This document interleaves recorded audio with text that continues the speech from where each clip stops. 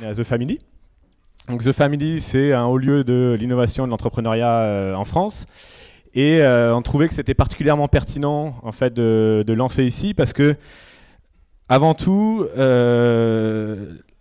laprimaire.org, c'est avant tout une démarche entrepreneuriale. En fait, c'est une aventure entrepreneuriale au service de la démocratie. Donc, c'est-à-dire que on est des obsédés de l'action, on est des obsédés du test, on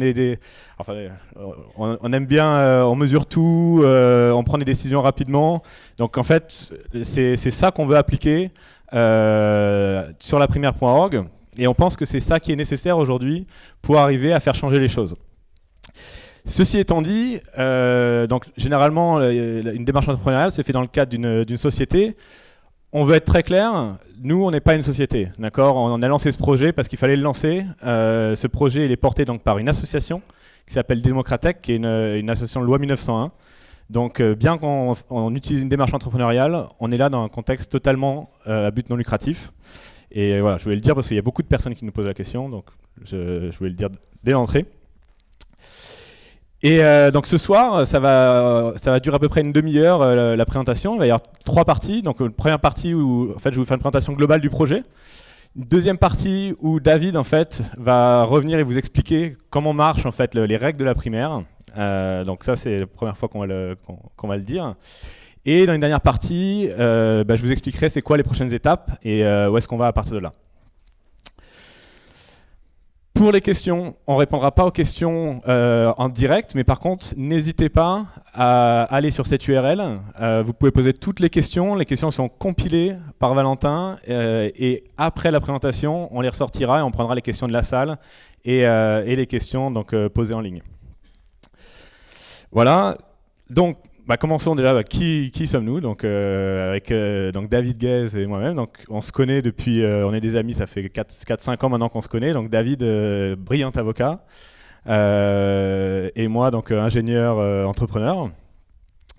Et en fait, voilà, on nous voit à un dîner. Alors bon, je suis pas rasé, etc. C'est pas grave. Mais ça a commencé comme ça, Démocratech. C'est-à-dire que ça a commencé, à la fin d'un dîner, on commence à parler comme 99% des Français de politique. Et en fait, on a parlé plus particulièrement de quelque chose qu'on voulait absolument essayer de comprendre et aller jusqu'au bout. On s'est dit, mais comment ça se fait qu'à chaque élection, on ressente cette frustration électorale totale? C'est-à-dire que on va voter, mais c'est jamais avec de la conviction, on y va toujours à reculons. Voilà, c'est 50% d'abstention en dernière départementale, un vote blanc qui grossit. Et comment ça se fait? C'est pas normal, parce que il y a aujourd'hui l'offre politique, voilà, il y a de l'extrême gauche, il y a de la gauche, il y a du centre, il y a de la droite, il y a de l'extrême droite. Donc comment ça se fait qu'on ne trouve pas en fait notre compte? Et donc on a commencé à regarder, et ce qu'on s'est dit, c'est déjà le point commun entre tous ces gens-là, c'est qu'ils appartiennent aux partis politiques. C'est des gens qui viennent des partis politiques. Or aujourd'hui, on n'est pas les seuls à être frustrés électoralement. Ça, c'est le CEVIPOF, donc c'est l'Institut de Sciences Po, qui fait un baromètre en fait, de la vie politique. Et le CEVIPOF nous dit, oui, effectivement, il y a 91% des Français aujourd'hui qui ont une mauvaise ou très mauvaise image des partis politiques. Donc pas étonnant qu'on n'ait pas envie de voter pour des gens qu'on rejette et dans lesquels on n'a plus confiance. Et alors pourquoi on n'a plus confiance? Donc c'est là aussi, c'est en creusant, c'est assez simple. C'est que les partis ne nous représentent plus. Le deuxième chiffre clé qui nous a fait bondir, c'est quand on a pris en fait les chiffres, le nombre d'adhérents de tous les partis. Donc combien d'adhérents à l'UMP, pardon, les Républicains, au PS, au FN, et on additionne tout. Ça donne quoi? Ça donne ça. Donc déjà la tendance elle est pas terrible, mais en total cumulé on est à 365 000 adhérents. Donc 365 000 adhérents, je vous épargne le calcul, ça fait 0,5% de la population française. Donc il y a aujourd'hui en France 0,5% de la population française qui désigne les candidats sur lesquels les 99,5 autres, donc nous, devons nous exprimer.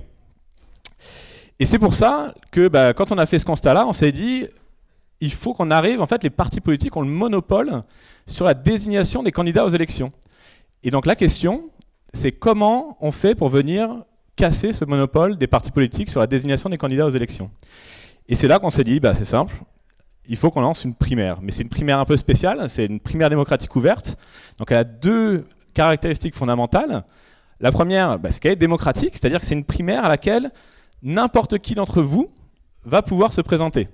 Donc il n'y a pas besoin d'avoir le parrainage de 250 élus, etc.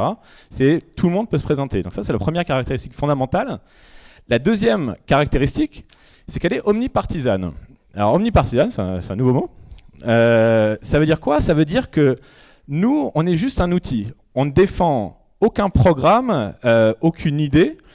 On a un devoir, tous les organisateurs en fait, qui développent l'outil et qui organisent la primaire ne peuvent pas se présenter, ne peuvent être candidats à rien. Et on a un devoir de neutralité. Donc, on va accueillir sur la plateforme, sur la primaire, on va accueillir tout le monde. Il y aura une charte du candidat qui va être faite, mais cette charte, grosso modo, elle va dire vous êtes en âge, vous respectez la loi, mais il n'y aura pas, on ne va pas imposer des idées ou des axes. Toutes les idées, toutes les opinions sont libres de s'exprimer sur la plateforme. Donc, la primaire repose sur deux piliers. Le premier pilier, c'était la première chose, c'est là-dessus qu'on a commencé à travailler en début d'année, c'est quoi le process? Parce que quand même, si tout le monde peut être candidat, ça fait quand même au bordel. Donc, comment on fait pour passer de 44 millions d'électeurs à un candidat crédible, son équipe, ses députés, son soutien populaire? Donc ça, c'est David qui va vous expliquer ça dans la deuxième partie. Et ensuite, une fois qu'on a résolu ce problème-là, la deuxième question, c'était bon, mais comment on fait la primaire? Parce que là, c'est un process qui est, vous allez le voir, qui est un peu plus compliqué qu'une primaire normale. Et donc, on ne peut pas faire une primaire papier en ouvrant les bureaux de vote. Et donc, il fallait avoir de la technologie. Donc, la question, c'est quelle techno on met dans les mains des gens? Et pour que les gens puissent justement participer. Donc, je vais vous faire on a fait une petite démo. Alors, l'application... Vous allez voir après dans le calendrier, elle ne va pas être disponible ce soir. Là, on fait juste une démo. Mais on va rentrer en bêta test en fait en décembre. Et ça a cette tête-là.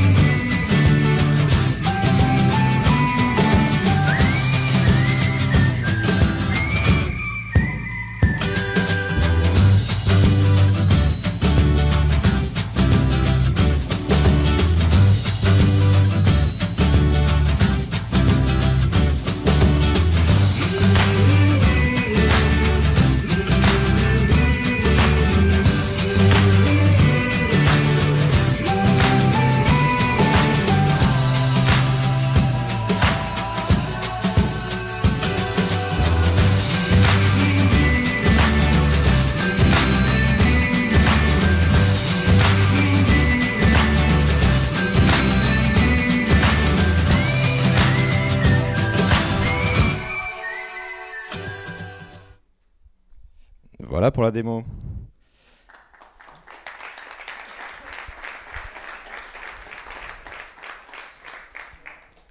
Donc, comme vous pouvez le voir, on a essayé en fait de réfléchir à l'interface qui serait la plus simple à utiliser pour les gens.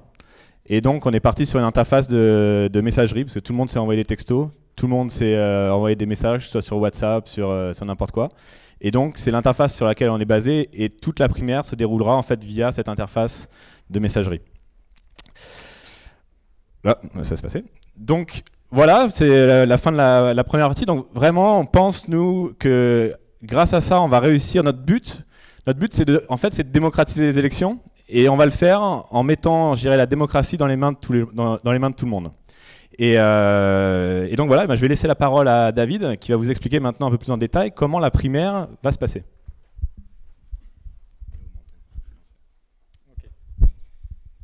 Oui, bonsoir à tous. Donc, vous avez vu d'un point de vue pratique comment vous allez pouvoir participer à la primaire grâce à l'application et en discutant avec Victoire. Donc, je vais vous expliquer comment va se dérouler la primaire. On a prévu plusieurs étapes. Nous avons élaboré un processus. Alors, sur ce processus, il y avait deux fondements. Le premier, c'est on voulait l'égal accès à tous. Vraiment que n'importe qui soit connu ou pas, puisse accéder à la primaire. Le deuxième fondement, c'était le fondement des idées, comme l'a rappelé Thibaut, c'est que c'est ouvert à toutes les tendances, toutes les opinions politiques, quelles qu'elles soient. Nous, on a un devoir qui ne sera de favoriser personne ou d'empêcher personne de participer à cette primaire. L'autre point important, c'est qu'on conçoit ces règles comme collaboratives, c'est-à-dire qu'on va mettre en ligne les règles qu'on a établies, on va les mettre en ligne sur le site, et je vous invite tous à les lire en détail, et vous pourrez les commenter. Première étape, pour commencer la primaire, on va devoir identifier les candidats. Donc il y a deux hypothèses. Soit vous souhaitez être candidat, et dans ce cas-là, il va falloir aller chercher des soutiens par vous-même.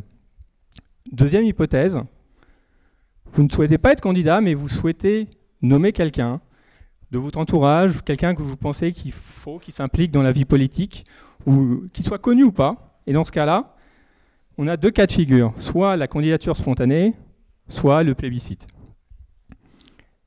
Une même règle pour ces deux personnes, recueillir au moins 500 soutiens citoyens. Alors, à ne pas confondre avec les 500 signatures pour la présidentielle, là on parle de soutien citoyen. Alors, qu'est-ce qu'un soutien citoyen ? C'est une personne qui aura téléchargé l'application et qui aura demandé à Victoire de vous proposer comme candidat.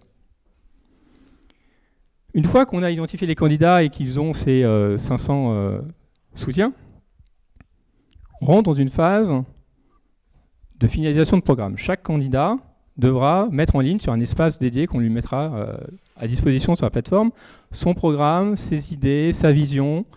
Et pour cela, il a 90 jours pour le faire. Et ce n'est pas un travail solitaire, c'est-à-dire qu'on va le mettre en relation avec tous ses soutiens. C'est-à-dire qu'on va mettre en place des outils de démocratie participative, d'intelligence collective, qui vont permettre à tous les soutiens d'échanger avec lui, de co-construire, voire de le faire évoluer dans sa vision ou son programme. On arrive au premier tour. Là, il y avait deux points qu'on voulait adresser. La première chose, c'est qu'on voulait à nouveau garantir la même exposition à tous les candidats, d'où qu'ils viennent. La deuxième chose, c'était d'éviter les manipulations, les appels au vote massif, les utilisations de fichiers, l'appel financier à voter, etc. Donc on a pris le parti de choisir une distribution aléatoire des candidats. Concrètement, ça marche comment ? Tous les candidats seront dispatchés sur l'ensemble des participants de la primaire de manière aléatoire. Je suis candidat, je suis assuré d'avoir la même exposition que tous les autres candidats. Je suis citoyen, je vais recevoir un pool de candidats sur lequel je vais pouvoir me prononcer. À l'issue de ce premier tour, on retient tous ceux qui ont obtenu plus de 10% des votes. Et si jamais il n'y en a qu'un ou il n'y en a aucun, on prend les deux premiers pour se qualifier pour le second tour. Au second tour, on aura entre 2 et 6, 7 candidats. Et à nouveau, on estime que c'est une phase où l'intelligence collective, la démocratie participative doit intervenir. Donc il y a des débats entre les candidats, mais surtout, tous les utilisateurs de la plateforme, cette fois, pas seulement les soutiens, dans la première phase c'est juste les soutiens, là tous les utilisateurs vont pouvoir poser des questions, il va y avoir l'agrégation de questions, la co-construction, et tous les candidats devront répondre à ces questions des citoyens. Nous, on a vraiment mis l'accent sur l'interaction citoyenne. À l'issue de ces débats et cette interaction, vous avez un vainqueur. Et là, qu'est-ce qui se passe? C'est quoi l'histoire après? Il ne part pas les mains vides. Il part avec un package. Dans le package, il y a quoi? Il y a les 500 signatures pour aller se présenter comme candidat à la présidentielle. On travaille déjà dessus à les recueillir. On lui offre son parti politique, l'association de financement, et on l'accompagne pour sa campagne électorale et sa campagne de financement. Donc le principe, c'est quoi? C'est une primaire vraiment ouverte, et ouverte aux hommes et aux idées. Encore une fois, et on le répétera tout le temps, on n'est pas un parti politique, on ne défend aucune idéologie, on est ouvert à toutes les tendances. La seule limite, vous la connaissez tous, c'est les contraintes légales et des propos qui peuvent être tenus. Et l'accent est mis sur l'interaction citoyenne. Pour qu'une vraie primaire ouverte et citoyenne fonctionne, c'est pas seulement que tout le monde puisse se porter candidat, c'est aussi que tous les citoyens puissent interagir avec les candidats. Je repasse la parole à Thibaut pour les prochaines étapes.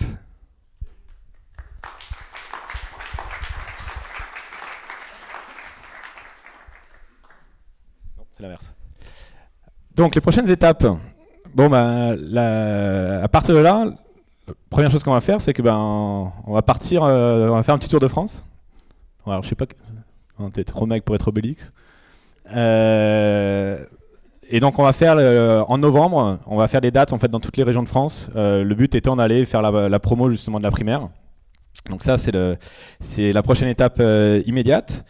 Sinon dès à présent, donc le site est en ligne. Donc si vous allez sur laprimaire.org, le site vient d'être mis en ligne. Vous pouvez tous le voir. Donc dessus vous trouverez différentes choses comme notre manifeste. Vous retrouverez le déroulement en fait de la primaire. Il y a donc les principales fonctionnalités du site, c'est quoi? Donc c'est participer, s'impliquer, financer. Participer, c'est si vous voulez participer à la primaire, donc vous vous inscrivez et on vous tient au courant lorsque la primaire démarre. S'impliquer, c'est pour nous aider, parce que voilà, on est 2 aujourd'hui, mais il y a toute une communauté de gens qui nous aident ponctuellement à faire en sorte qu'on y arrive. Et je remercie d'ailleurs Delphine, qui est tout au fond, là, qui ne regarde pas. Mais donc Delphine, voilà, c'est elle qui nous a aidés là, pour aujourd'hui sur le point presse. Et sans elle, on n'aurait pas réussi. Donc merci Delphine. Et donc voilà, si vous voulez les impliquer, n'hésitez pas à aller là. Et deuxième chose à faire, c'est que là, demain, en fait, c'est demain qu'on va commencer à essayer de faire du bruit. Donc on a mis en place une campagne sur Thunderclap. Donc pour ceux qui ne connaissent pas, vous trouverez le lien en fait sur le site et vous cliquez sur participer. J'ai mis le lien tout en haut, je crois. Donc, et je vous invite à aller. Grosso modo, ça veut dire que demain matin, vous nous donnez la possibilité de tweeter et d'envoyer un message Facebook à partir de votre compte. Et le message, en fait, il va juste rediriger sur laprimaire.org. Donc n'hésitez pas. Il y a déjà, vous voyez, il y a déjà 214 personnes inscrites, donc c'est déjà cool. Mais il en faut encore plus. Et enfin, très important, c'est que mine de rien, il va falloir, tout ça, ça va coûter de l'argent parce qu'il va falloir qu'on communique, il va falloir qu'on se déplace en région, il va falloir qu'on tourne des vidéos, il va falloir qu'on fasse se rencontrer les candidats. Donc n'hésitez pas, on va avoir besoin de vous. On lance à partir d'aujourd'hui, de maintenant, on lance une campagne de financement participative. Donc vous la trouverez justement sur le site web laprimaire.org, le bouton financer. Et notre objectif, c'est de lever 100 000 € d'ici à la fin de l'année. Et donc, on a vraiment besoin de vous à ce niveau-là. Et d'autant plus que, donc ça, on va l'annoncer demain. Donc, on est encore dans la phase là, ce qu'on appelle de site de la campagne. Donc, pour quand les gens voient la campagne, qu'ils voient qu'il y a déjà de l'activité, qu'il y a déjà des donneurs. Donc, n'hésitez pas, peu importe le montant, que vous donniez 5 €, 50 € ou 500 €, on vous remercie énormément. Et si vous pensez que ce projet vaut le coup d'être mené à bien, n'hésitez pas à venir faire un don. Voilà, c'est tout pour la présentation. Donc, on espère que c'était clair. Et donc, n'oubliez pas qu'en 2017, on a le droit tout le monde a le droit d'être candidat. Merci.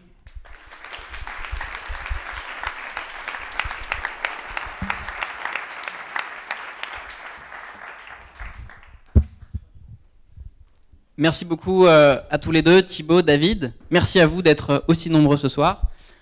Vous l'avez entendu au début, mais peut-être que tout le monde s'est passé un peu vite.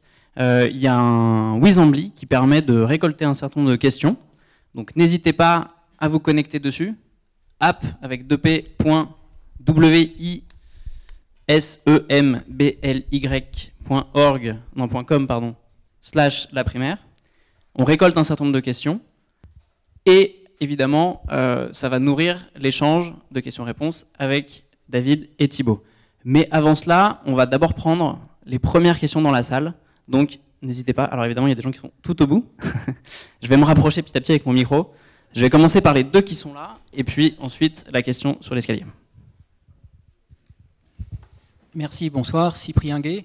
Je voudrais poser une question sur le mode de scrutin prévu pour choisir les candidats au premier tour, par exemple. Parce que c'est en fait très important pour bien représenter les différentes idées. Par exemple, s'il y a plusieurs candidats qui se ressemblent, les votes pour eux typiquement se divisent par le nombre qu'ils sont. alors que ceux qui parlent tout seuls, qui sont les seuls à avoir leurs idées, ils ont mathématiquement plus de votes du premier coup, pour le scrutin habituel où on met un seul bulletin dans l'urne, alors qu'il y a d'autres modes de scrutin qui permettent de faire autrement. Merci.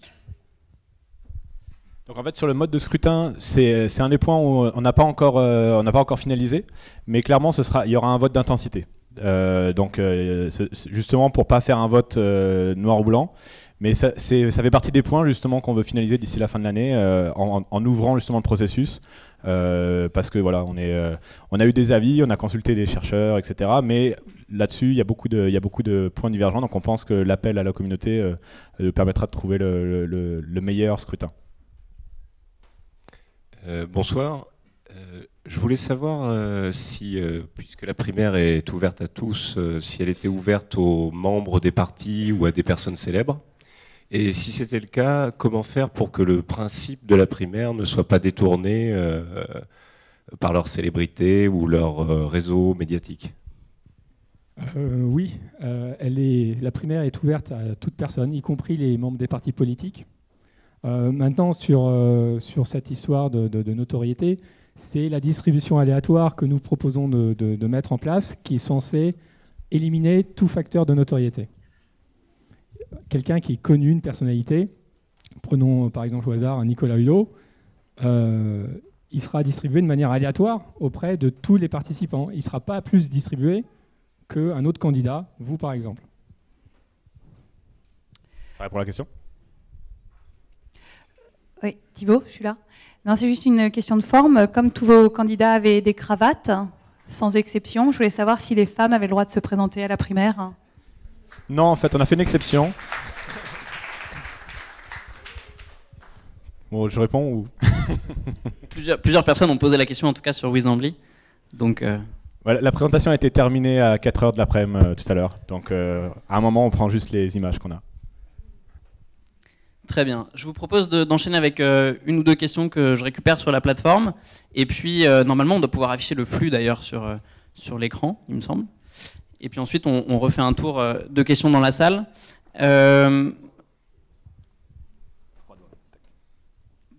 Première question, c'est finalement qui peut arriver sur la plateforme. Il y a une ou deux questions qui demandent comment vous allez vérifier qui sont à la fois les internes, enfin les utilisateurs de la plateforme et même les candidats eux-mêmes. Est-ce que on a vu que ça ressemblait beaucoup à une interface de téléphone et d'échange de messagerie. Comment vous certifiez l'identité des personnes qui sont là et d'autre part, faites le distinguo entre les étrangers, les citoyens qui auront le droit de vote lors de l'élection, etc. Alors, au niveau de l'authentification, donc ce sera graduel. Alors c'est vrai que dans la démo, on l'a pas montré. Il va y avoir en fait plusieurs niveaux. On pense que ce sera un mix entre. Donc là, il y a déjà le téléphone. Ensuite, on fera un mix avec les comptes sociaux. On va aussi proposer, mais on fera des tests là-dessus parce qu'on ne sait pas, par exemple, ce serait très simple de scanner la carte, de prendre une photo en fait de sa carte d'identité et de nous l'envoyer pour qu'on valide. Mais on n'est pas sûr que les gens soient prêts à faire ça.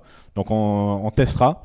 Donc ça c'est sur l'authentification. Après, il faut bien se rappeler aussi que nous on fait pas l'élection. Donc on n'a pas aussi. Notre but c'est de limiter les outliers. Je ne sais pas comment on dit ça en français, mais on n'a pas une obligation de vérifier. La seule chose qu'on veut faire, c'est pas qu'il y ait de fraude massive au niveau des votes. Ça, c'est là-dessus qu'on va mettre l'accent. Et après, pour les candidats, les candidats, pour le coup, il y a un nombre beaucoup plus limité, donc on pourra les vérifier, à la main, entre guillemets. Donc, le concept, c'est que tout le monde peut devenir candidat, même si on aura un nombre limité. Il y a plusieurs questions qui s'attardent sur les idées ou le programme qui peut être porté sur la plateforme. Ça a été un peu dit dans votre présentation, mais ça revient dans certaines questions. Est-ce que vous n'avez pas peur, d'une part, que ça soit focalisé par un seul mouvement politique, par exemple? Il y a eu une question qui soulignait qu'il y avait plus de bleu que de rouge sur le logo, par exemple. Tout de suite, c'est évidemment des petits symboles là aussi. D'autres qui ont peur que des extrémistes se saisissent de la plateforme et fassent émerger une candidature comme ça. Et enfin, certains se demandent si ça serait pas pertinent justement d'avoir quand même quelques axes programmatiques qui rassemblent les candidats sur la plateforme, notamment l'open gov, donc le gouvernement ouvert, la démocratie ouverte, etc.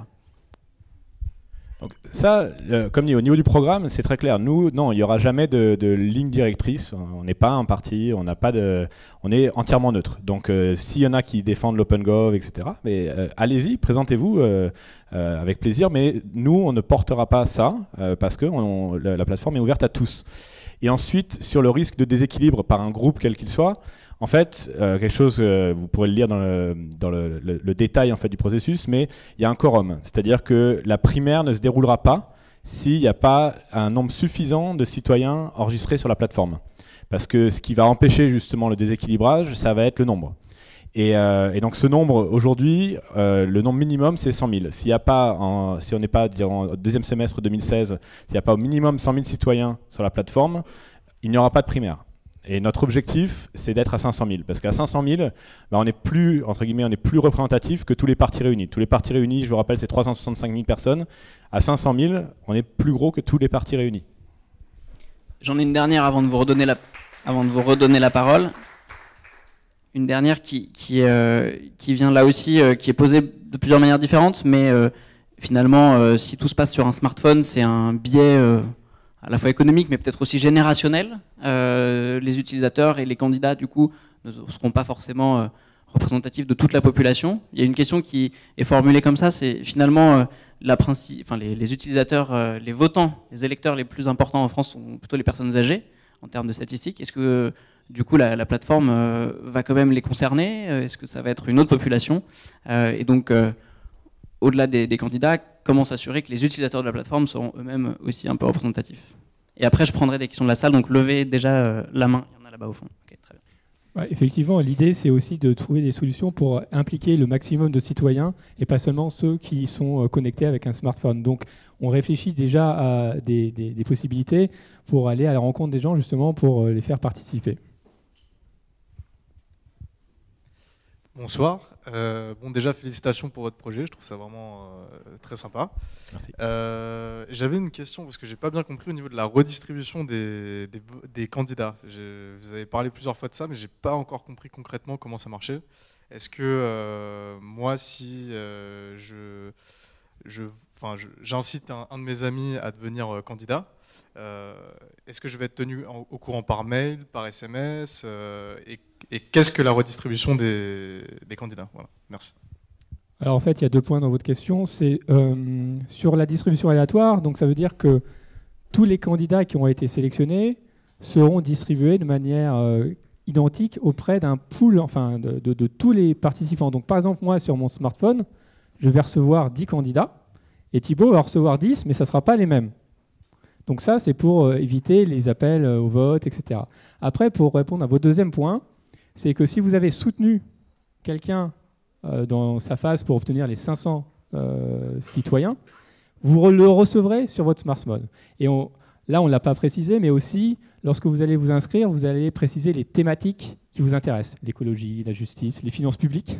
Et dans ce cas-là, vous aurez un panachage dans le pool de candidats que vous allez recevoir. Peut-être 50% sur des thématiques qui vous intéressent et 50% du reste. Bonsoir. Bravo pour cette présentation très convaincante. Donc si j'ai bien compris, le candidat de la primaire citoyenne repart au combat avec un kit de campagne qui contient les 500 signatures d'élus.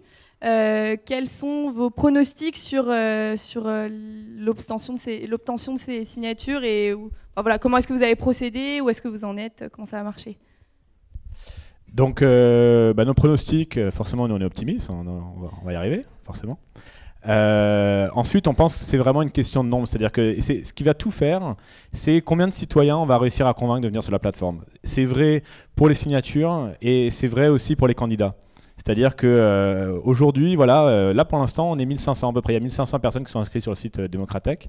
À 1500, il n'y a aucun candidat, je dirais, qui prétend vouloir être président, qui va venir, il va dire non, mais c'est n'importe quoi. D'accord. Si demain on est 150 000, et ben là, tout d'un coup, c'est plus la même. Et c'est la même chose pour les maires, parce que donc les signatures, on les obtient auprès des grands électeurs, donc majoritairement les maires. Et il y a une expression que j'aime bien, c'est l'expression du maire de Toulouse qui dit les maires sont les seuls élus à portée de baffe. Et donc aujourd'hui, il y a quand même une tendance chez les maires à s'écarter, même s'ils sont tous encartés, etc. Ils sont beaucoup plus ouverts à tout ce qui pourrait aller du côté de la société civile. Donc on pense que c'est une tendance sur laquelle nous, on va pouvoir s'appuyer. Je vais être un peu plus optimiste que le monsieur derrière moi. Admettons que tout se passe très très bien. Donc que le candidat aille au premier tour, peu importe qu'il gagne ou pas, au final le grand asset, c'est toutes ces personnes-là qui auront voté. Est-ce qu'on les utilise pour autre chose après? Parce que le pouvoir en France, c'est pas que le président. Est-ce qu'il y a d'autres institutions où on va utiliser ça? Est-ce que l'Assemblée nationale, est-ce que le Parlement vont changer? Est-ce que ces gens-là vont être mis à contribution sur les votes de tous les jours, quoi? Alors effectivement, l'idée, si la primaire pour la présidentielle est un succès, clairement, les législatives derrière bénéficieront de la plateforme pour faire émerger des talents essentiellement issus de la société civile au niveau local. C'est clair, c'est l'objectif. Après, pour l'instant, on est focalisé sur les élections. Très bien. Alors, je propose de prendre une ou deux questions qui viennent de la plateforme et puis je repère qui lève la main pour tout à l'heure. Sur la même question, on va essayer de revenir un petit peu, de redécomposer, parce qu'il y a plusieurs questions qui, d'abord, sont attardées sur les 500 signatures, ça vous l'avez un peu évoqué. Ensuite, sur la composition de l'équipe du candidat. Finalement, vous avez parlé d'un kit tout à l'heure. Quelle va être la liberté du candidat d'avoir sa propre charte graphique, son propre programme, son propre équipe?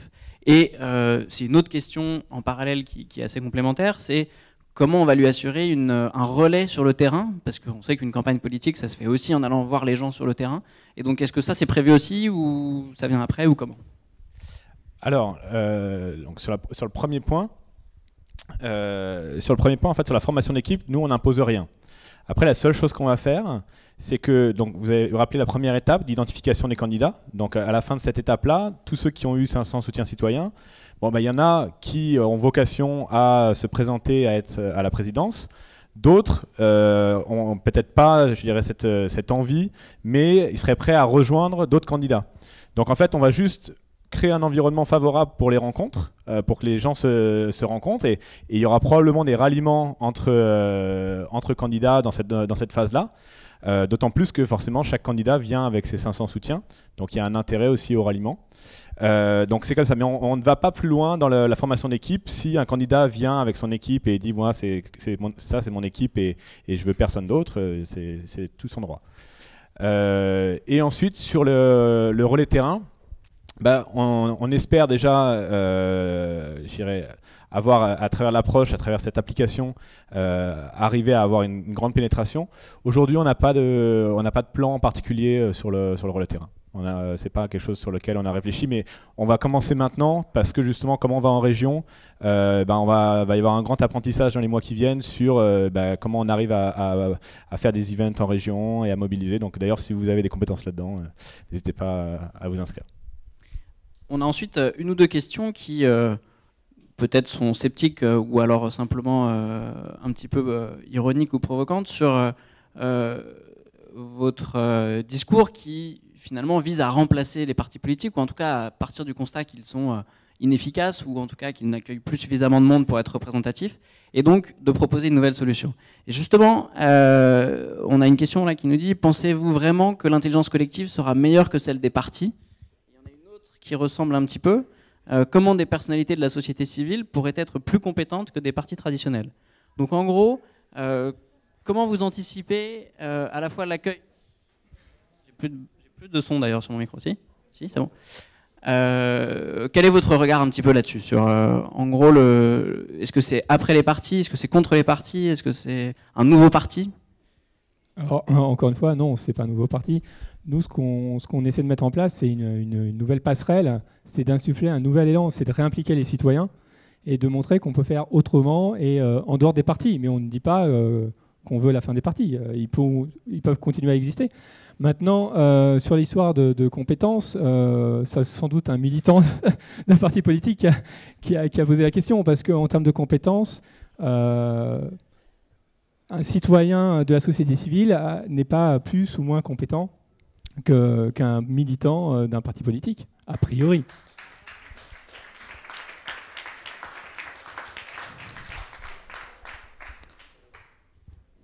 Et j'en ai une dernière qui en regroupe plusieurs avant de vous redonner la parole dans la salle. C'est finalement quelle est la garantie de la neutralité du projet. Alors ça se décline de plusieurs manières. Il y a quelqu'un qui nous demande si le projet est open source, donc ça c'est plutôt de la technologie qu'il y a derrière. D'autres qui demandent si vous êtes rémunéré dans le projet et si d'autres personnes, les candidats eux-mêmes d'ailleurs, pourraient en faire un levier pour gagner de l'argent d'une manière ou d'une autre. Et puis, on a vu tout à l'heure que du coup, il y a une campagne de financement participatif qui se lance. Et déjà des premiers chiffres qui font état d'un peu plus de 10 000 euros de départ. Et donc, quelqu'un demande simplement un peu de transparence sur la provenance de cet argent, qui soutient l'initiative au sens large et notamment financièrement pour apporter autant d'argent. Alors, il y a beaucoup de questions. Donc, sur la garantie de neutralité. En fait, nous, on va avoir une approche, je ne sais pas si vous avez vu sur le site web, mais il est un peu loin. Mais on va avoir une approche de transparence, ce qu'on appelle radicale. Transparence radicale, c'est tout sera transparent. C'est-à-dire qu'il y a une page transparence sur le site. Alors bon, vu que le site, j'ai terminé ce matin à 5h du mat, elle n'est pas encore tout à fait prête. Mais dès la semaine prochaine, il y aura tout, c'est-à-dire toutes les recettes, toutes les dépenses, tous les chiffres clés de la primaire seront accessibles en temps réel, tout le temps. Parce que ça aussi, on pense que pour que la politique, ça doit être transparent. Et on ne peut plus maintenant ne plus avoir cette transparence, donc nous, on va l'imposer. Et donc voilà, et le code est open source. Le code, tout le code de la primaire sera open source, donc n'importe qui peut l'auditer, peut regarder et vérifier qu'on ne fait pas de bêtises. Et ensuite, est-ce qu'on est rémunéré sur l'assaut? Non, on n'est pas rémunéré sur l'assaut. L'assaut, elle est gérée de manière entièrement bénévole par David et moi. Et on va même plus loin, c'est-à-dire que là, on va essayer d'aller chercher l'intérêt général. C'est-à-dire que, bon, comme l'assaut est récente, on vient de le demander. On a demandé à l'administration fiscale s'ils considéraient qu'on était d'intérêt général. On remplit toutes les cases. Est-ce qu'ils vont dire oui? On n'en sait rien. J'ai toujours un doute avec l'administration fiscale. Voilà. Et après, sur la dernière question sur les dons, en fait, moi, ayant fait 2 sociétés, j'ai un accès au réseau des entrepreneurs, je dirais, français, et donc je les sollicite et je leur dis: est-ce que tu trouves le projet bien? Et il y en a qui disent oui, il y en a qui disent non, et ceux qui disent oui, ils ont un peu d'argent à mettre, et donc ils le mettent. C'est bête comme chou. Moi j'ai 2 questions en fait, 2 petites. D'une part, exercer la fonction présidentielle nécessite d'avoir une certaine image. On vit dans la société de l'image. Qu'est-ce que vous prévoyez comme métriques pour montrer le charisme du candidat? Et d'une autre manière, je pense que c'est bien de faire des promesses de campagne, mais c'est un peu notre problème actuellement, c'est qu'on promet, au final après il n'y a pas d'application. Est-ce que vous prévoyez d'avoir un acte notarié ou quelque chose comme ça pour tenir ses promesses de campagne une fois élu? Ça c'est marrant, j'avais pas entendu, mais c'est marrant.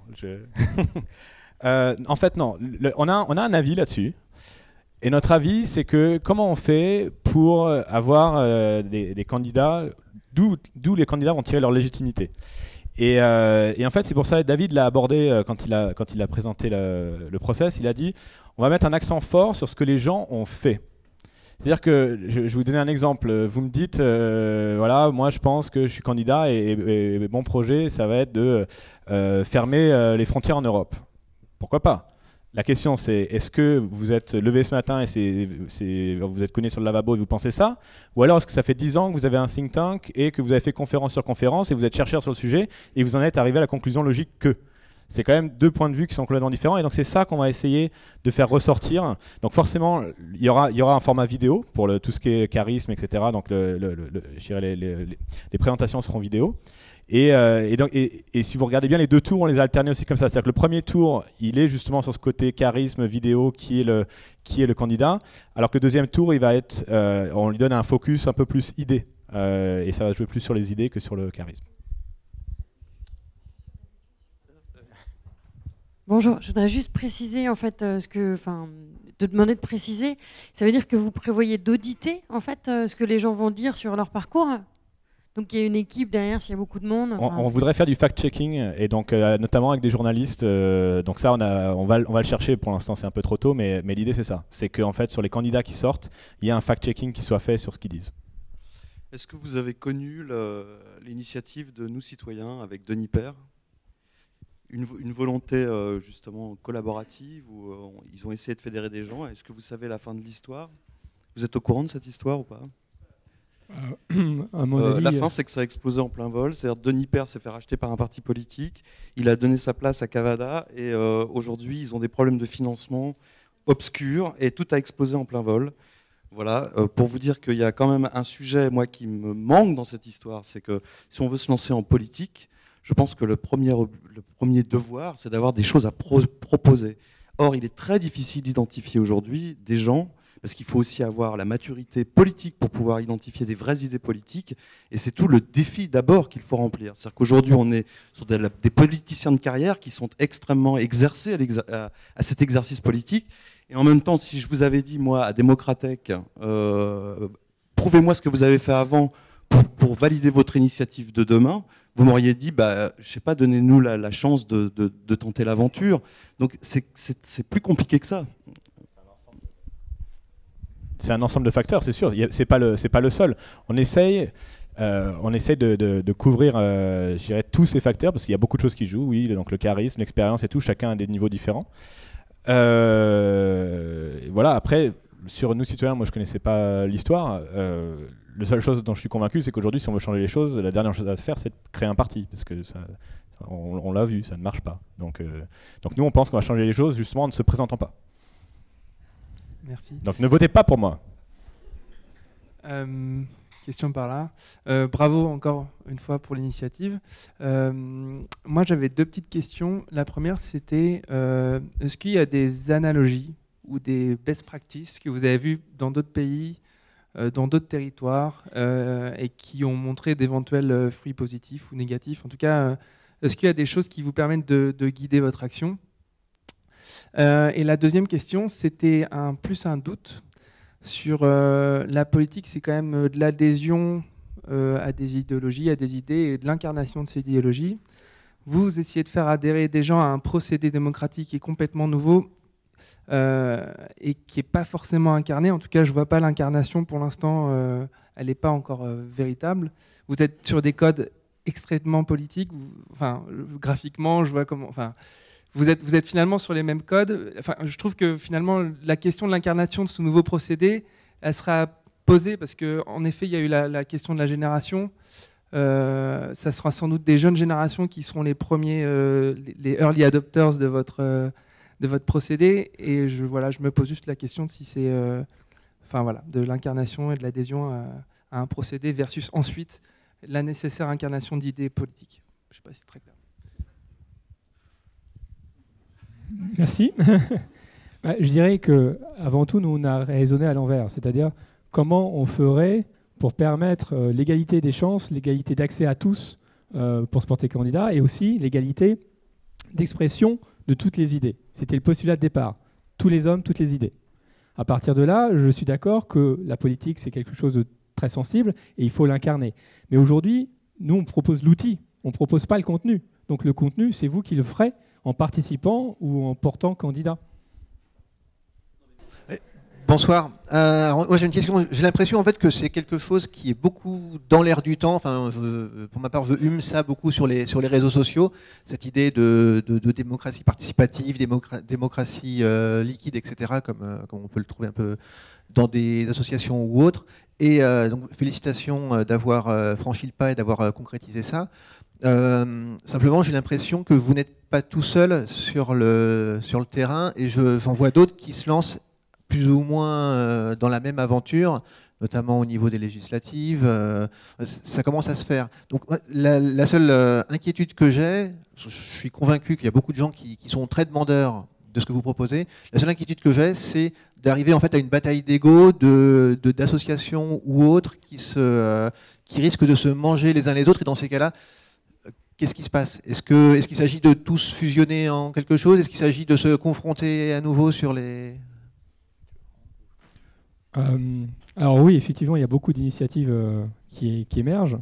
Maintenant, sauf erreur de ma part, on n'est pas tous du tout positionnés sur le même créneau. Certains s'attaquent aux législatives, certains ont une idéologie derrière sur, par exemple, le mandat impératif, le tirage au sort, des choses comme ça, qui n'ont finalement rien à voir avec ce que nous, on propose. Donc il y a beaucoup d'initiatives qui sont finalement avec une idéologie derrière.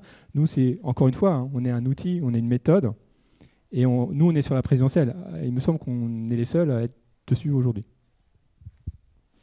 Bonsoir. Ici. Ouais, pardon. J'ai l'impression que vous faites le pari plutôt humaniste qu'en ouvrant la primaire, vous allez plutôt avoir des opinions qui ne sont pas trop polarisées vers les extrêmes. Si toutefois, par malheur, ouvrir, ça polarise vers des extrêmes plutôt nauséabonds, ce que je ne souhaite pas, est-ce que vous gardez quand même un bouton d'autodestruction pour pas que ça aille jusqu'au bout? Non, mais c'est...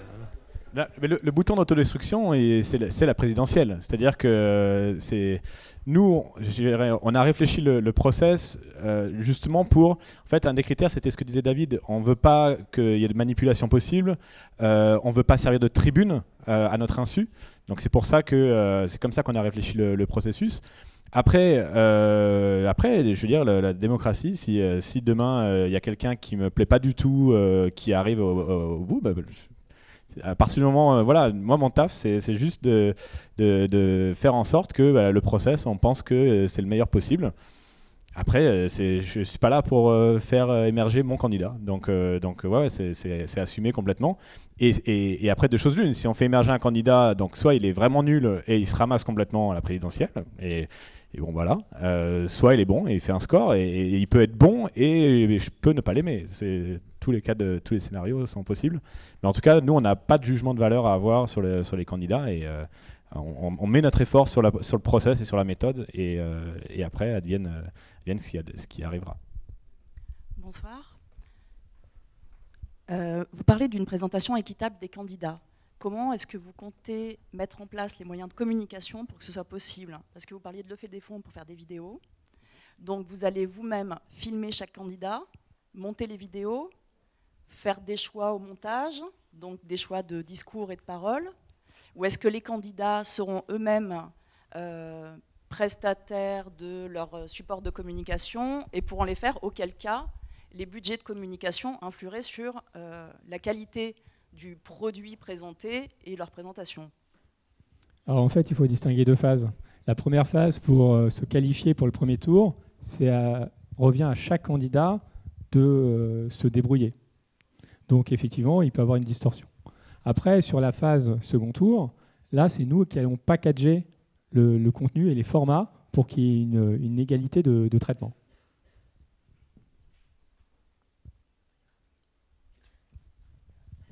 Bonsoir. Merci pour l'idée. Enfin, c'est une bonne idée, je trouve. Maintenant, vous n'êtes pas sans savoir que dans de nombreux États autoritaires, le plébiscite est un outil assez fréquemment utilisé à travers l'histoire également. Vous avez essayé de répondre un petit peu à la question, mais je n'ai pas l'impression d'avoir entendu la réponse. Maintenant, moi, ce que je me demande, c'est est-ce que vous ne pourriez pas trouver une solution plutôt que d'avoir un seul candidat, puisque de toute façon, après, derrière, vous n'allez pas le soutenir dans sa campagne pour les vraies élections. Plutôt que de sélectionner un seul candidat, pourquoi est-ce que vous n'en sélectionnez pas deux? Les deux premiers ou les trois premiers? On a une contrainte technique qui est les 500 signatures. Donc déjà, en gros, il y a à peu près un volant de 2000-2500 signatures disponibles parce que tout le reste est capté par les Républicains et le PS. Donc aller chercher 500 signatures sur ce pool de 2005, déjà, ça va être un sacré défi.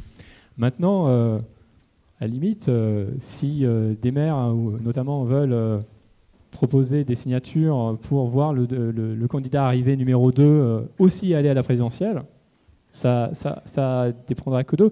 Et je dirais que tout dépendra en fait du nombre de personnes qui ont participé à cette primaire et des candidats qui sortiront. Ça, on ne peut pas le deviner aujourd'hui.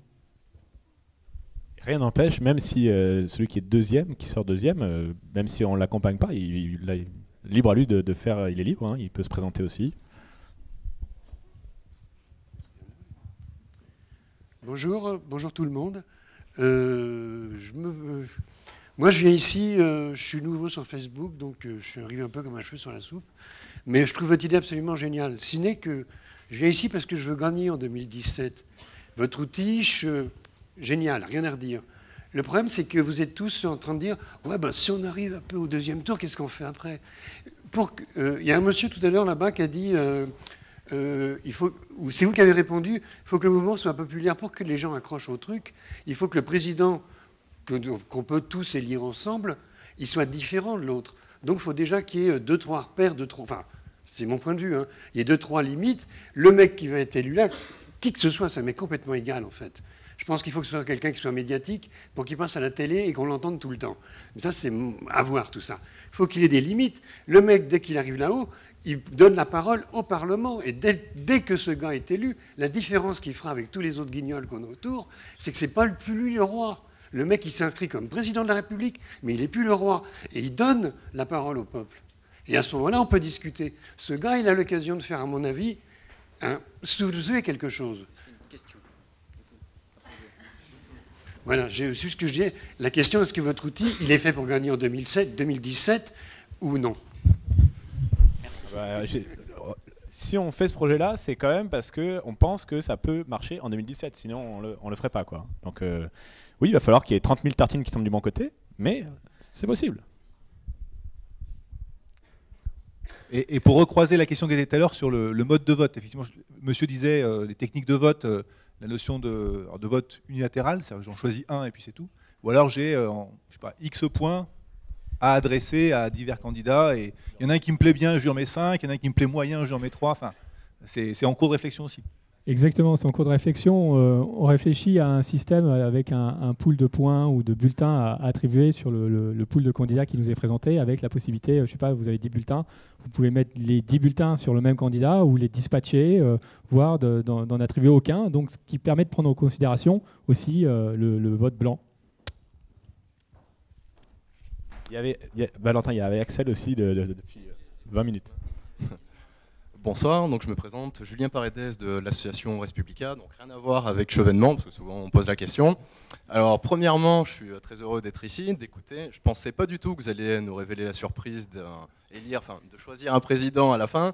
Je pensais plutôt qu'au début, votre projet était plutôt un questionnement de la société sur est-ce qu'on arrive à la fin ou pas de la 5e République ou non, bipartisme, tripartisme, etc. Donc là-dessus, je suis satisfait ou non, mais au moins j'ai quelque chose au bout de ça. Ensuite, vous aviez montré une très belle image, la carte déchirée, carte d'électeur déchirée. Après, je vais vous prendre un peu mon constat et celui de certains autour de moi, tout du moins, à partager ou pas. Mais en gros, et je reviens totalement sur ce que vous disiez tout à l'heure, je trouve qu'au jour d'aujourd'hui, quand les élections se passent, au premier tour, on choisit, qu'on a la chance de partager des idées ou non avec un certain candidat, et au deuxième tour, on élimine plutôt qu'on ne choisit. Et à la fin, quand je vois justement votre schéma, avec arrivé, là vous avez été optimiste, avec 3 candidats au deuxième tour, et j'aurais un peu ce même sentiment. J'aurais l'impression, je pense, plutôt que de choisir, d'éliminer encore une fois, et de prendre celui qui me paraît le moins pire des deux. Alors que vous développez un outil collaboratif, qui est relativement novateur sur ton temps, en accord avec un peu la révolution numérique qu'on vit actuellement. Et seulement, je me dis, est-ce que, et c'est là-dessus où je rejoins totalement, est-ce que justement l'outil de direction, au jour d'aujourd'hui politique, ne pourrait pas être lui aussi collaboratif? À savoir que ces différents candidats qui auraient récolté les plus de 10% seraient peut-être le gouvernement de demain, et imaginons à eux-mêmes aussi leur apprendre à ce qu'est le compromis.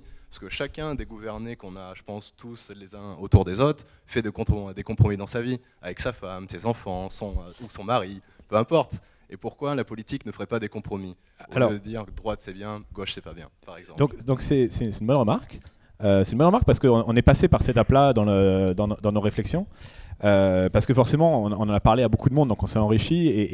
Et à un moment, on avait l'idée de aussi, je dirais, faire émerger l'équipe gouvernementale. C'est un peu ce que vous dites.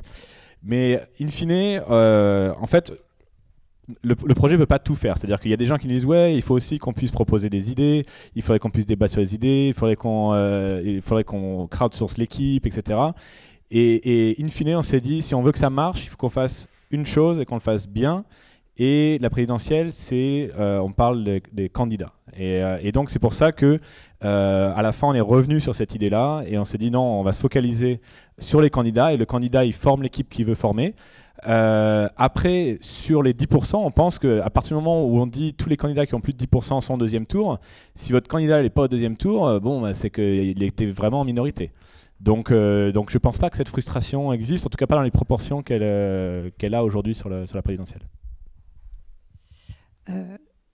Là encore, En fait, moi, j'avais plus une question sur l'UX et l'UI, sur le design. Je pense que ça a été un tout petit peu évoqué par vous. Je voulais savoir comment vous aviez pensé la plateforme. Est-ce que c'est volontaire de reprendre des codes très précis? Enfin, ça pourrait presque ressembler à un site gouvernemental, en fait, c'est-à-dire pour que ça soit accessible, que les codes soient faciles, en fait, pour les gens. Ou est-ce que vous pensez que, du coup, comme l'idée, elle est innovante et révolutionnaire, est-ce que l'UX et le design pourra aussi évoluer peut-être dans ce sens? Alors, l'idée, c'est que le projet est tellement disruptif à l'origine, c'était de ne pas perdre les gens au départ. Donc, il faut être sur des codes assez standards. Maintenant, on ne s'interdit pas d'évoluer dans le design à l'avenir. L'idée, c'était vraiment de faire assez neutre, parce qu'en fait, l'innovation, elle est dans le process, elle est pas dans le design. On voulait avoir un design assez rassurant. On voulait reprendre les couleurs du drapeau. Le but, c'était comment on fait pour reprendre les couleurs du drapeau sans paraître populiste. Et donc, voilà. Mais on voulait être dans des codes qui sont les codes les plus rassembleurs, en fait. Très bien, il y a quand même eu plusieurs questions de la salle, donc je vais en reposer 2 ou 3 qui sont sur la plateforme. Justement, peut-être une question qui va faire la transition. On a le mot-clé du tech washing, donc un peu à l'image de ce qui peut exister pour du greenwashing ou pour d'autres récupérations finalement par des mouvements politiques ou des personnalités politiques de causes plus larges. C'est une question qui est juste là. Finalement, est-ce que... on a parlé à l'instant de disrupter un petit peu à travers le modèle proposé. Est-ce que c'est vraiment différent? Est-ce que c'est pas les mêmes règles que les partis traditionnels? Est-ce que c'est pas avant tout se fonder sur la popularité de quelqu'un ou de plusieurs candidats? Et donc faire passer l'élection, la personne, avant le projet, le collectif, etc. Alors, il y a plusieurs questions. Donc déjà, est-ce que si c'était les mêmes règles que les partis traditionnels, je pense que les partis traditionnels viendraient sur la plateforme. À mon avis, ce seront les derniers à venir, et s'ils y viennent, c'est parce qu'ils se sentiront contraints. Donc rien que pour ça, je pense qu'on ne peut pas dire que les règles soient les mêmes. En tout cas, je vois pas bien où est-ce que ce serait les mêmes. Ensuite, c'est vrai qu'il y a nous, ce qu'on croit aussi, c'est qu'une idée, elle n'a de valeur que si elle est portée par quelqu'un. En fait, ce à quoi on ne croit pas, c'est d'un côté, on fait émerger les idées, les bonnes idées, et de l'autre côté, il faut trouver quelqu'un pour porter ces idées-là. Ça, c'est la politique qui existe depuis tout le temps, ça marche pas. Si vous voulez avoir des candidats de conviction, il faut le candidat qui porte l'idée qu'il soutient. Et c'est aussi pour ça qu'on ne fait pas une plateforme sur laquelle « Ah, mais pourquoi je ne peux pas, moi, proposer une idée ?» Mais parce que soit votre idée, elle est bonne, et vous y croyez dur comme fer, et dans ce cas-là, vous vous présentez pour la porter, soit c'est une mauvaise idée. Elle n'est pas assez bonne pour que vous vous présentiez. Donc c'est une mauvaise idée. Et surtout sur le point des idées, si on crowdsource les idées, on va tous se retrouver avec plus d'écologie, moins d'impôts, plus de santé, etc. C'est pas le projet. Le projet, il est vraiment, on est sur les personnes. C'est une primaire, on est sur les personnes. Et après, les personnes apportent leur projet, apportent leur contenu, mais c'est pas à notre plateforme de faire émerger les idées.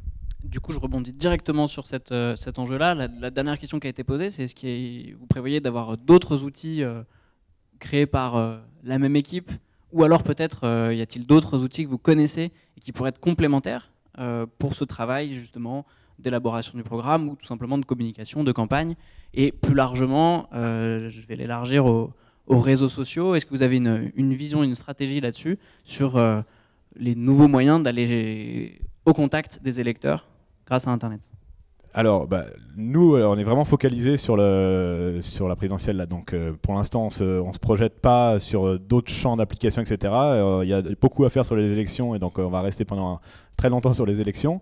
Après, je pense qu'il y a une énorme complémentarité avec beaucoup de produits qui existent. Je vois Léonore qui est là, Vox, typiquement. Je pense que oui, il y a des choses à faire ensemble, parce que il y a beaucoup de projets qui chacun on attaque un point particulier, et il y a beaucoup de complémentarité dans tout ça. Donc, mais en tout cas, nous, en tant que produit, non, on pense pas pour l'instant s'étendre à d'autres aspects. Déjà, réussissons ça et on verra bien. Ce sera une bonne problématique à avoir. Est-ce qu'il reste quelques questions dans la salle? Je vais aller vers vous, et j'en ai encore 2 ou 3 pour finir en forme de conclusion sur la plateforme.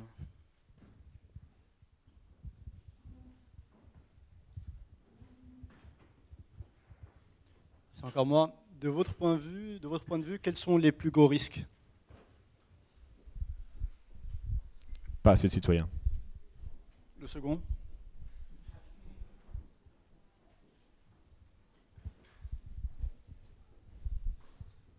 Moi, je suis optimiste, moi, je vois pas de risque. Tout va bien se passer. Alors, non, c'est ce que tu as dit, c'est pas assez de citoyens. Si on n'a pas assez de citoyens sur la plateforme... La clé, c'est le citoyen. S'il y a ça les marchera citoyens, les candidats viendront, les signatures viendront. Après, le process, on assume, on pense que le process, il est bon. On va pas créer des monstres. Donc non, ouais, le seul truc qui m'empêche de dormir la nuit, c'est est-ce qu'on va avoir assez de citoyens. Et encore une fois, on ne fait pas l'élection. Hein. Oui, en plus, derrière, si vraiment on fait sortir un monstre, eh ben, il y a l'élection derrière pour dire au monstre, bah non. Donc. Alors moi, je voulais vous demander où vous aviez situé vos seuils de réussite. Hein. C'est-à-dire, à quel moment vous avez mis des seuils qui vous permettent de dire, là, on fait tout ça hein, dans l'Internet, on s'imagine des métriques et on essaye d'atteindre ces objectifs de métriques. C'est lesquels les vôtres? J'entends échéance en termes de temps et en termes de volume de citoyens collaboratifs. Sortir le 15 octobre, c'était notre premier métrique. Merci, ouais, merci.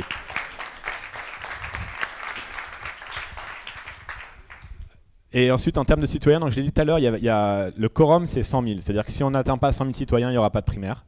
Après, notre objectif raisonnable, il est à 500 000.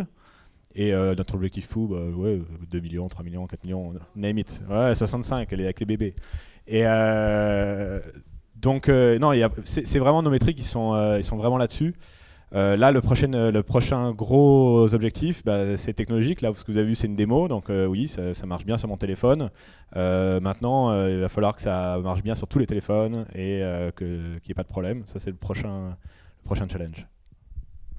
Bonjour, félicitations encore, c'est vraiment une très belle initiative. J'avais une petite question un peu plus technique sur le fait d'identifier les gens par leur numéro de téléphone, parce que c'est important.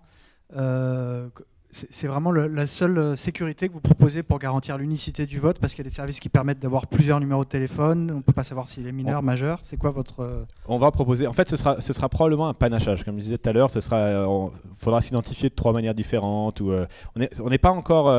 parce que comme il faut tester qu'est-ce que les gens sont prêts à faire. Au début, l'idée c'était la carte d'identité, mais bon, est-ce que les gens sont prêts à nous envoyer une photocopie de leur carte d'identité? Je sais pas pourquoi, comme ça je sens moyen. Donc je pense qu'on va aller vers un panachage. Par exemple, il y a France Connect qui existe. Le problème, c'est que France Connect ne fait pas la fédération, c'est dommage. Donc on ne peut pas identifier de manière unique quelqu'un. Et je pense que la réponse, elle est dans la multiplication des identifications faibles, en fait. C'est-à-dire que si on met 3 identifications faibles, eh ben, on limite le risque de fraude de manière significative et qui permet de considérer que c'est bon. Là-dessus, c'est une réflexion qui est encore en cours. On l'a pas encore implémentée. Mais ce ne sera pas juste le numéro de téléphone, c'est certain. La recherche des 500 signatures des grands électeurs se passe après ou avant que vous ayez désigné le candidat de la primaire.org? On commence maintenant. Et en fait, vous pouvez déjà obtenir des signatures alors que le nom n'a pas été désigné? Non, c'est des promesses de signature sur le principe d'une primaire citoyenne. D'accord. Et les signatures, techniquement, on peut les recueillir que 3 semaines avant l'élection, en fait. D'accord. Donc, en fait, une fois que le candidat sera désigné, ma question est, vous êtes préparé psychologiquement à aller continuer de travailler alors que le candidat ne vous représente absolument pas? On peut tomber sur un extrémisme religieux acceptable démocratiquement d'après la loi, d'extrême droite, d'extrême gauche, et vous êtes préparé psychologiquement à aller jusqu'au bout avec un candidat dont vous n'avez vraiment aucune sympathie? En fait, c'est assez drôle comme question parce que lorsqu'on annonce qu'on fait une primaire ouverte et pas à notre profit, la première réaction des gens et surtout des politiques, c'est de ne pas comprendre en fait, parce qu'en général, ils font ça pour leur profit. Et donc, nous, justement, on s'est dit, on fait une méthode et on ira jusqu'au bout. C'est la première question à laquelle on s'est challengé mutuellement. Est-ce qu'on est prêt à le faire qui que sorte, ouais. Et oui. Bonjour. Bon, bravo pour ce lancement on time, c'est rare, c'est magnifique.